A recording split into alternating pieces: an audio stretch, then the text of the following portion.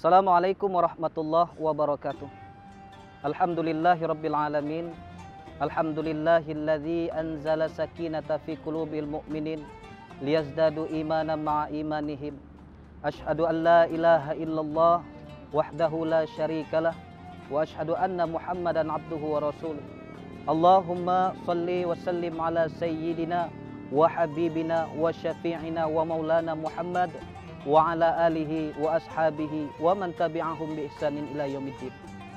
Sahabat Baik TV yang dirahmati Allah Subhanahu wa taala, puji syukur kita panjatkan kehadirat Allah Subhanahu wa taala yang Maha melihat, yang Maha mendengar, yang Maha menyaksikan, yang menghidupkan kita dan yang mematikan kita kelak.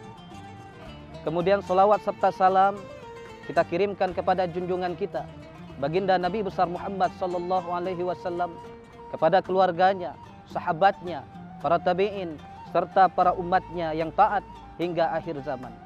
Sahabat Baik TV yang dimuliakan Allah Subhanahu wa taala, sebagai seorang mukmin yang sejati, sudah sewajibnya lah kita beribadah kepada Allah Subhanahu wa taala. Kenapa kita harus beribadah kepada Allah? Adapun motif kita beribadah kepada Allah, yang pertama adalah karena kita cinta dan kita ingin dicintai oleh Allah Subhanahu wa taala. Dan dia melakukan semua itu karena cinta Allah. Tahajudnya, ke masjidnya, tadabbur Qur'annya, puasa lapar hausnya pun terasa nikmat karena dia cinta kepada Allah Subhanahu wa taala. Sahabat Baik TV yang dimuliakan Allah Subhanahu wa taala. Lalu yang kedua, motif seorang mukmin dalam beribadah kepada Allah adalah karena semangat syukur yang amat luar biasa atas nikmat-nikmat Allah Subhanahu wa taala. Lalu bagaimana kita menerjemahkan nikmat syukur itu? Untung ada puasa, untung ada tahajud, untung ada salat, untung ada sedekah, untung ada jihad, untung ada dakwah. Oleh karena itu, marilah kita bersyukur kepada Allah Subhanahu wa taala. Kalau kita pandai bersyukur, maka Allah akan menambah nikmat-nikmat itu untuk kita. La in syakartum la azidannakum wa la in kafartum inna azabi lasyadid. Kalau kita pandai bersyukur kepada Allah, maka nikmat itu akan aku tambah, kata Allah. Tetapi barang siapa yang kufur, yang ingkar, maka sesungguhnya azabku amatlah pedih. Sahabat Baik TV yang dimuliakan Allah, lalu motif selanjutnya adalah karena haya, malu kepada Allah. Malu kepada Allah yang selalu menatapnya, selalu mendengarnya, selalu memperhatikannya. Bagaimana mungkin seorang bisa melakukan maksiat ketika dalam tatapannya? Bagaimana mungkin seorang bisa berdusta ketika didengar olehnya? Kesadaran akan selalu ditatap oleh Allah. Inilah yang membuat kita nyaman beribadah kepada Allah. Orang lain tidak lihat, tapi Allah lihat. Kesadaran selalu dalam tatapannya inilah yang membuat kita nyaman beribadah kepada Allah Subhanahu wa taala. Tidak GR karena pujian, tidak minder karena keadaan, tidak sakit hati karena hinaan, karena kita hanya ingin Allah Subhanahu wa taala.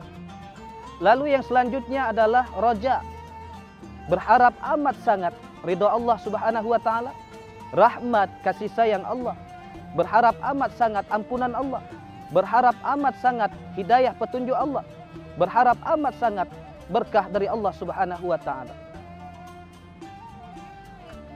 Ziyadatul ghair dalam setiap aktivitasnya, berharap amat sangat surganya. Kalau isi hati seorang mukmin itu dibuka, maka rojaknya, harapannya adalah nas'aluka ridhaka wal jannah wa na'udzubika min syakhatika wan nar. Hamba ingin ridhomu dan ingin selamat di akhirat kelak. Ini yang memotivasi dia. Siang malam nas'aluka ridhaka wal jannah. Bahkan Rasulullah sallallahu alaihi wasallam pun mengabarkan berita gembira kepada kita semua. Siapa yang mengharapkan ridho dan rahmat Allah serta surganya dan mohon perlindungan dari neraka dan murkanya, maka ayadu wa salasatan, dan mengulang sampai 3 kali, maka fajaballahu du'a'u. Allah Subhanahu wa taala akan mengabulkan doanya. Sahabat Baik TV yang dimuliakan Allah, kemudian motif selanjutnya seorang mukmin dalam beribadah kepada Allah adalah karena khauf, takut. Setelah dia berharap yang amat sangat, lalu dia takut yang sangat luar biasa. Takut kalau Allah tidak ridho kepadanya. Takut kalau Allah tidak mengampuni dosanya. Takut kalau Allah tidak sayang sama dia. Takut kalau Allah tidak memberkahi hidupnya. Takut kalau Allah mewafatkannya dalam keadaan su'ul khatimah. Takut kalau kuburannya menjadi khufrah min khufarin niran. Takut kalau di akhirat kelak tidak mendapatkan perlindungan dari Allah Subhanahu wa taala. Takut masuk ke dalam api neraka jahannamnya. Takut. Fatajafa junubuhum 'anil madaji' yad'una rabbahum khaufa wa tama'a. Segala aktivitas ibadahnya hanya mengharapkan ridho, rahmat dan ampunan Allah serta surganya. Subhanakallahumma wa bihamdika asyhadu an la ilaha illa anta astaghfiruka wa atubu ilaik. Banyak bicara, banyak salah. Maafkan saya. Wabillahi taufik wal hidayah. Wassalamualaikum warahmatullahi wabarakatuh.